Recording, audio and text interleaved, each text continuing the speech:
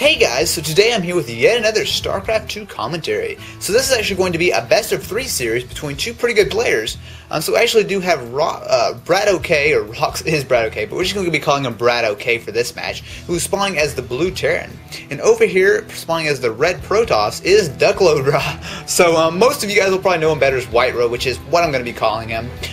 In my opinion, WhiteRa is probably in the top 5 best Protoss players in the world. He's really great. He's won all kinds of contests, and he's always really entertaining to watch, so I'm really looking forward to this one.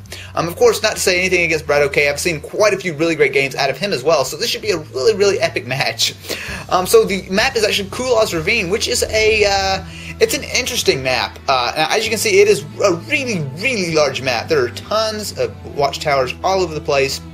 And there are actually 4 positions that you could spawn in, so you actually do not know where your opponent is, as in pretty much any 4-player map. But like I said, it's a really huge map, and just taking a look at the mini-map, you can see how many watchtowers there are. And I've seen a lot of really good players actually be able to take advantage of those watchtowers. And honestly, if you had these watchtowers, you can see, just like the entire middle section of the map. It's really good. So, a lot of good players can do a really good job on this map. So actually, we'll go ahead and see a fairly standard opener by BratOK. We're actually going to see a pretty early gas. I'm actually going ahead and grabbing his gas before his barracks, but not entirely, amazing, I guess. We've seen it before. And we actually do have DuckloadRa, or why did I call it out? WhiteRa, who actually did go ahead, and he has his probe who's already go ahead and checked out this. And so he's going to go ahead and in just a second realize that where BratOK has spawned. Actually, we do have a gateway almost done for WhiteRa. So pretty standard play. There we go. So he actually does have his gas going down. So this actually should be a really good match. There we go. So this probe has already checked the top 2 positions. So WhiteRa already does know where his opponent is going to be spawning. So should be pretty good. So of course, Protoss versus Terran is actually one of my favorite matchups. Actually, here we go. So we're gonna go ahead and take a look. And SCV is probably gonna pass each other. Yeah, there we go. They're just passing. Oh, nope. I thought about it. But actually, Protoss versus Terran is actually one of my favorite matchups in StarCraft 2. It really does tend to be, pretty good. And actually, what is that probe doing? Coming around. But, yeah, just one of my personal favorite matchups. I know as a Terran player myself, I always do love to go up against Protoss. And actually, wow, BratOK better be really careful. He's actually going to go ahead and lose that. Oh, he's going to be come really close to actually losing that SCV. Going to barely get out of there, maybe. Oh, that Marine, there we go. Marine, perfect timing. Almost lost that SCV. Wow, that would have been really bad for the early stage of the game. And actually, there we go. So, BratOK was actually a little late in getting his SCV out, so he's actually going to take a little while to go ahead and realize where the Protoss player spawned. And actually, what is WhiteRa doing? He's actually sending a zealot by himself to come over here. Actually, all BratOK has is 1 Marine, though. Actually, this is going to be, wow, that's actually kind of an interesting play. Actually, he's actually going to go ahead and see that BratOK actually does have a factory, which is already complete, as well as 1 barracks. So actually, it does look like could very well be a 1-1-1 build. What is that zealot doing there? Wow, that's a really interesting play by WhiteRa. He's actually, oh, and there we go, even a Hellion. So that was really interesting play by WhiteRa. I've never really seen send a single Hellion in. Kind of interesting. So actually, we'll go ahead and take a look at the base here. We do have, WhiteRa does have his 2nd gas. We do have a cyber core, which is researching warp gates. And we do have 2 gateways, or one completed gateway and 1 is almost done. So actually, there we go. So this Hellion is going to go ahead and come in here, but actually he's going to run into pretty decent force, but actually he's going to drive right by it. So now the Hellion is going to go ahead and get into the Protoss base. Actually, he's going to try to roast some drones. Oh, that's going to be pretty close. Actually, yeah, there we go. So that zealot just kind of just punching it, and it exploded into fire. Yeah, that's a cool zealot. So actually, what is that SCV doing? It's actually kind of trying to do a little scouting, but with that Starcraft, that's not going to happen. So already, it's a pretty cool match so far. Actually, both players have been pretty unique. And actually, for some reason, WhiteRa's going to actually think about trying to bust down these backdoor rocks. I'm not really sure what that's about. So we should do have a pylon here, actually giving the option maybe later on to go ahead and maybe do a little bit of wall in. Who knows about that? We actually do have, oh, nice placement by WhiteRa, going ahead and dropping a pylon up by this watchtower. Like I said, these watchtowers really give a lot of options to players, especially if you're really good. You can do all kinds of things. You can, like exactly what WhiteRa's doing right now, hide pylons. You can do all kinds of stuff. We actually do have, let's see here, see 2. Yeah, we have a couple Marines, couple Marauders, and a Hellion who's actually going to try to, I'm not really sure. I guess he forgot those rocks were there. Oh, but actually got a lot of stalkers. 4 WhiteRa is going to come in here and engage these units. They're going to shred it all back, but actually, wow, this is not very good for BratOK. He does actually, yeah, he does have that 1-1-1 build going on. He does have his starport already complete.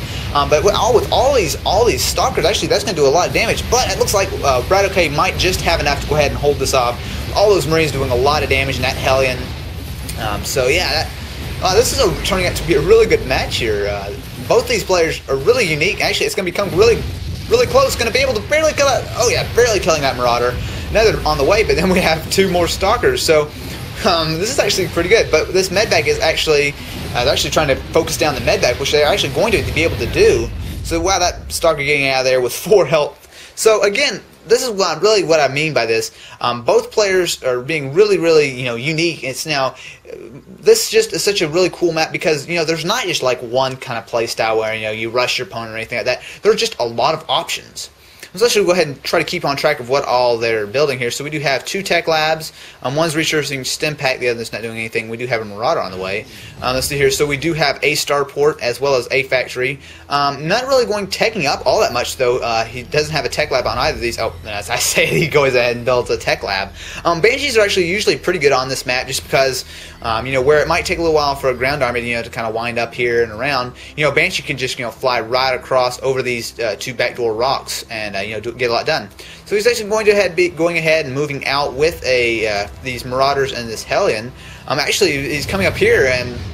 Actually, I think he sent something up here, but White was actually able to go ahead and hold that off. And you see here, really nice positioning by this pylon. A lot of players actually try to put maybe the pylon like, maybe over here or a little bit closer to the Terran base, but actually by putting it back just a little bit farther, you can go ahead and not only still warp in units, but it gives you a little bit more room to actually go ahead and defend it. So I like this play by WhiteRa. He's one of the best for a reason. He's actually going ahead and moving out with a pretty nice force here. You guys have one Immortal, some Sentries, some Stalkers, and a bunch of Zealots. So this actually should be pretty interesting. I'm not so sure if the Terran player... Oh, he does have bunkered up a bunch of Marauder and some Marines. That actually probably should be enough. Yeah, I think WhiteRa might be able to push it if he felt like it, but at this point in the game, it's not really worth it to throw your army away on something that may or may not work. And so we actually do have a Raven on the way, and he's actually going ahead and moving this factory over here, so maybe trying to do some wall in, or I'm not really sure what he's doing. But we do have a Raven on the way, so always a good idea to go ahead and be able to spot, and he's actually going to think about breaking these backdoor rocks down, or well, these rocks, I guess. I guess not every rock can be a backdoor rock, but sort of. So we do have some Marines and a bunch actually focusing on these Marines here. If you go ahead and take a look here, actually both players actually deciding to go for their own rocks at the same time, kind of interesting. So actually we do have, let's see, a robotics facility, 1, 2, 3 warp gates. Actually not all that many facilities for WhiteRa. Kind of mostly focusing on getting, just building up a nice army. He definitely, if we go ahead and take a look at the army tab here, yeah, WhiteRa does have a pretty decent lead, and actually, including supply count, it's 79 over 55. So, actually, I like this play by WhiteRa. He's going to go ahead and start working on these backdoor rocks, because, as you can see here, there's not a whole lot between there's one set of rocks here, one set of rocks here, but then they can pretty much just march right in, or at least, maybe not march right in, but it's a really pretty short avenue to go ahead, but interestingly enough, he only did decide to break down 1. So kind of an unorthodox play by WhiteRa, but you know what? He's WhiteRa, man. You never question him. He's always got a good plan. So actually, this SCV is going to go ahead and come over here and sit here for, I guess, not really sure what he's doing there. So actually, we do have, there we go, so he's going to go ahead and grab this. Another thing is that, yeah, once you bust down these rocks, you actually do have access to an expansion. And actually, I do kind of like when you grab these expansions, just because, like you can see here, you actually do have a watchtower, so you actually do have really nice vision all the way around your expansion. So I actually do have some Stalkers, which I presume just took out that SCV. Actually, right as I say that, BratOK goes ahead and builds his own expansion here. So, yeah, good play by both players. I do like on this map, it's really a unique map. Because you do have that Zelnaga watchtowers, you can actually have a lot of vision all the way around. And it's really generally tends to be pretty good. So actually, we do have a possible drop here, but that's actually a pretty sizable force. But actually, it looks like they're going to notice it. No problem. That better get that watchtower. Better get that medvac out of there, because of course, not only when you kill a medvac, but you kill everything inside there. Oh, it's going to be really close. 10 health. Oh, and barely getting out of there. But like I was saying, with medvacs, you have to be careful, because not only do you lose the medvacs, but everything in there, in this case, 3 Hellions are killed too. So you got to be really careful about that. So there we go. So BratOK almost does have this expansion complete, and we of course do have this expansion doing pretty good. So actually we'll go ahead and take a look at the income tab. Yeah, there we go. So we actually do see WhiteRa in a really commanding lead with the harvesters, 40 over 22. He's got a big advantage. Actually, what do we have here? We have maybe a drop here. I guess, yeah, that was what that dropship was doing. So pretty interesting. But yeah, so all this talking kind of gets my throat dry. But so yeah. Let's see here, we do have this Protoss army, which I'm not really sure what it's doing. We'll go ahead and just take a look at the protection tab. We do actually have Storm and a Warp Prism. See, I love Warp Prisms. That's like, I mean, that's one of my favorite Protoss units just because it's pretty unique. And actually, we do have someone that's pinging the map over here. So actually we do have nice timing there. I almost would have missed this, but a pretty big engagement here. These Marauders are actually going to be able to definitely pick off that Immortal, no problem. But nice force field is going to try to hold off this Terran army. They're going to go ahead and hang out, and all these dropships are going to go ahead and heal them up.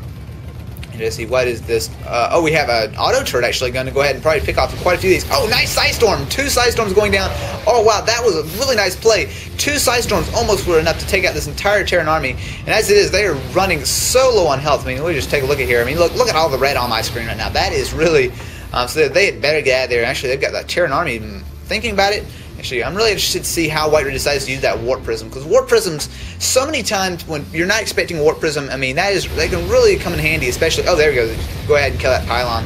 I'm just not sure. See here, we have, let's see, 1, 2, 3, so I hate to go ahead and start counting up buildings, because it always seems like I miss one, like, you know, totally obviously, but he does have quite a few there, so, actually, wow, nice play there. Noticing that, oh, and there it goes, so there goes the Warp Prism, it's actually grabbing some High Templar there. Actually, go ahead and fly over here. So actually, let's see here. We have we actually do have this Raven up top here, and it looked like there was a point defense drone, I believe. I'm not so sure what that was, but there we go. So actually, we do have dropping some High Templar. Nice job by the High Templar. Probably just took down a lot of SCVs. And damage. Look how low a lot of these SCVs are on health. So, see, this is why I love Warp Prisms, just because, you know, they're so unpredictable. Most Protoss players don't use them. So, you know, you actually go ahead and get a nice nice battle here. I almost wasn't even paying attention there. So actually, WhiteRa is going to go ahead and try to push in. Actually, his own force field's kind of holding him back. He actually might lose a couple of zealots because of it. Wow, that High Templar is just walking around these SCVs, and they're just, you know, they don't stand a chance. So actually, it looks like WhiteRa, that's a pretty decent force, but it's kind of been balanced. He only has 2 Stalkers in there. Actually, there we go. So WhiteRa's going for the gold expansion, so we should go ahead and try to get a better lead. Actually, we jump over to the income. Yeah, he still has a major lead, 47 over 20 or 30 harvesters. So pretty big difference. And WhiteRa's really doing a great job here. See here, he does have more High Templars on the way. We got all kinds of stuff going on all over the place. I'm actually going to go ahead. Oh wow, that factory might not be able to get that Hellion out in time. Depends, kind of an odd placement of that force field, but yeah, that factory is definitely going to go ahead and be taken out. It's going to be really, oh wait, he better, he does not need to go ahead and let that factory go down, but he does have to deal with this pretty decent Terran army. It's actually going to be pretty close. They're actually going ahead. The longer they can sit there, the better. It doesn't look like the Protoss are actually going to go ahead and be able to take them out, but as long as they can ensure that he does lose this factory, at least it was worth something. Yeah, there they go. He's going to turn around, make sure that factory is destroyed, which it is, so hopefully do a little bit of damage. Actually, going ahead and going to do some more damage, might even take out this tech lab. Oh, and wow, those ghosts can go over there. Oh, yeah, boom. Ooh, yeah, these Stalkers might not be able... Oh, and the SCV's going in there. Oh, did that SCV get a kill? Wait, I love to see when SCVs get kills. Oh, and there we go. So, finally we're going to go ahead and see a Banshee up here. And wow, WhiteRa's actually, while up here, man, there's a lot going on here. And WhiteRa's actually was able to go ahead and do a lot of damage here. That Archon has 14 kills on him. Must have missed a little bit something there. There we go. So he actually does have this orbital command, which was damaged too. So while I was watching this battle, there actually must have been another one going on. And there he goes. And well, so BratOK does call GG. Wow. So yeah, so that was a nice two-pronged attack by WhiteRa. Was able to go ahead and, apparently while I was watching this, I wasn't even paying attention, saw that there was a pretty big drop or something going on. Did a lot of damage here while he was actually assaulting the main, which probably was what BratOK was really focusing on, and his 2 expansions were getting attacked. So, nice play by both players, and so, of course, the first round does go to WhiteRa. So, guys, definitely stay tuned. Part 2 of this, series of best of 3 will be coming very soon. Anyway, guys, thanks for watching.